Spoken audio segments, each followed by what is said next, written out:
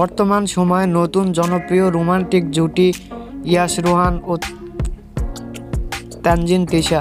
দিন দিন বাংলা নাটকের জনপ্রিয়তা বেড়েই চলেছে। সেই ধারাবাহিকতায় আবারও নতুন নাটক নিয়ে হাজির হয়েছেন জনপ্রিয় এই জুটি। নাটকটির নাম গহনা। এই নাটকটিতে অভিনয় করেছেন বর্তমান সময়ের আলোচিত অভিনেতা ইয়াশ রোহান ও আলোচিত অভিনেত্রা তানজিন তিশা। এই নাটকটি রচনা ও পরিচালনা করেছেন শাহ মোহাম্মদ রাকিব। নাটকটি খুব শীঘ্রই জি সিরিজের ইউটিউব চ্যানেলে প্রকাশিত হবে। আপনারা দেখতে চাইলে অবশ্যই জি সিরিজের ইউটিউব চ্যানেলে চোখ রাখুন এবং নিয়মিত নতুন নাটকের আপডেট পেতে হলে অবশ্যই চ্যানেলটিকে সাবস্ক্রাইব করে রাখুন। পরবর্তী ভিডিওর জন্য অপেক্ষা করুন।